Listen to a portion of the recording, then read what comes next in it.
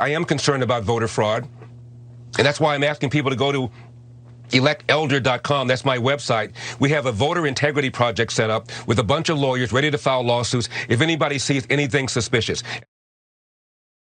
Well, we're getting close to an election because the right wing's drumming up concerns about voter fraud again. In this case, they're not ready to do it about the 2024 election. They'll get around to that eventually. Right now, it's for the recall election in California, which at one point the polls showed to potentially be pretty close. Now, we'll show you again this graphic of most recent polling showing a more than 10-point gap between the keep and remove the governor polling results. So it doesn't look like it's gonna be particularly close, but all across Fox News, there's gonna be voter fraud, they're gonna steal it. Yes, I'm sure some combination of Hugo Chavez and China. They're really concerned about this California recall vote, and so they're dispatching all the people are gonna steal it. Let's give you a couple more takes, because obviously, look, the fact that Larry Elder, who's running in the election, is going on talking about that doesn't necessarily surprise anyone, but they've dispatched all of their dumbest, dullest pundits, which you'll see here. But I will say this, to Charlie's point, yes, Gavin Newsom has raised a whole lot of money from teachers unions and special interests and tech, but that money is not gonna save him. The only thing that will save Gavin Newsom is voter fraud. So as they say, stay woke, pay attention to the voter fraud going on in California, because it's gonna have big consequences not only for that state, but for upcoming elections. Every bad idea originates in California, and that just happens to be where Kamala's from. No coincidence there. Frankly, what people ought to look at is this is going to be an election where they go all out to steal the referendum. The Secretary of State of California has now said you can print your own ballots. I mean, you think about this. You talk about the opposite of election integrity. They're going to allow you to print your own ballots.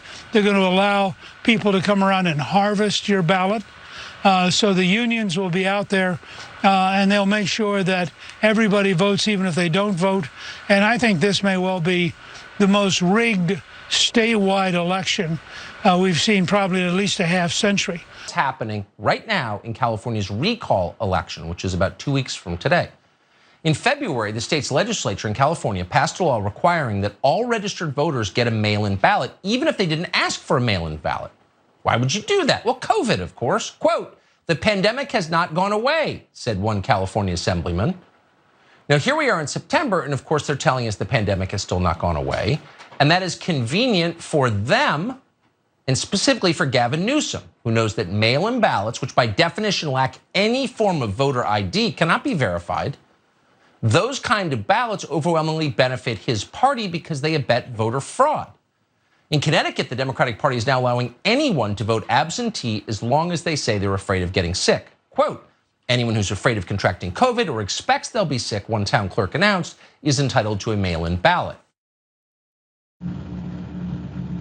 So they don't have to provide any evidence. None. They can just like what Gingrich just said, just save that, because they're going to say about literally every election that will ever happen now, it might well be the most fraudulent election in American history. Yeah, that'll be the midterms and it'll be 2024. They will never ever lose. They can't lose by definition. If they lose, it was stolen. And of course, their audience has believed that for a long time. It hasn't been this public a part of their programming up until this point. They got a lot of play out of it in the wake of the massive failure of Donald Trump and the Republicans in 2020. And so now they'll just say about literally every election, because again, punditry is about, now it's not about educating or persuading.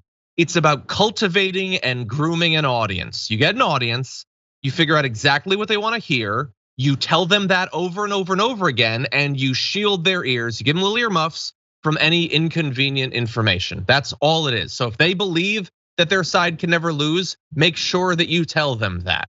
Yep. It's just so pathetic. It's the recall election. Who cares, honestly? They're not trying to steal the recall election. Your candidates are ridiculous chuckleheads. Larry Elder is the best candidate you have. He's a parody of himself. And you're surprised that they're losing at this point? They're not. They're not surprised at all. They know that they represent the minority of people in the country. They know that. That's why they're so hardcore on pushing these election conspiracies and always suppressing the vote. Suppressing the vote from the Republican Party is nothing new. They're just finding different ways to do it. Now, Donald Trump gave them a nice gift by collecting, like you said, what these pundits do is they groom their audience to think something that makes absolutely no sense. Donald Trump was able to do it in like hyper speed. He was able to do it over his one term to generate so many people that had no interest or idea how politics works to just think, oh my God, yeah, if we lose, that means it was fraud. Now, the establishment Republicans hate him for the way he approached things, the way he was a barker and like offended people and turned them off the Republican Party. They don't like any of that, but they do like the messaging. If you think about it, Newt Gingrich and Tucker Carlson, all of them, Sean Hannity's of the world, they didn't like his approach.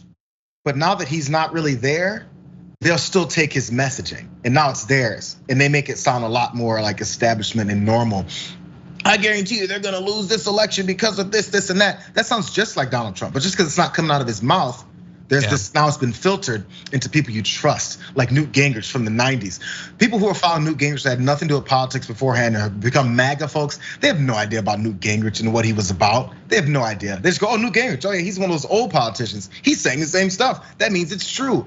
They're piggybacking off of desperately wants them to like him. This is the same MAGA group. This is the same things Donald Trump says. It's just not coming out of his mouth anymore. Yeah, and not that he necessarily needs it, but when he does pop back up running in a month or a year or 2 years or whatever, he is going to instantly be running on that because all they want is applause lines. That's all it is. They've just all become stand-up comics. You throw a bunch of stuff out, you see the things people clap for, and then you just say that more. That's all it is anymore. And sure, it can get you some Twitter followers and some money or whatever, but it doesn't get you a functioning democracy. Okay, with that said. What's that? They definitely don't want that. A functioning democracy, that's what also they're against as well. No, not if it costs them the dollars and the views.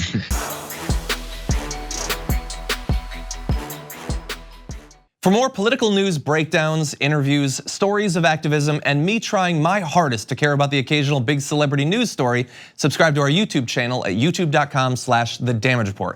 And you can ring the bell wherever it is so you don't miss anything.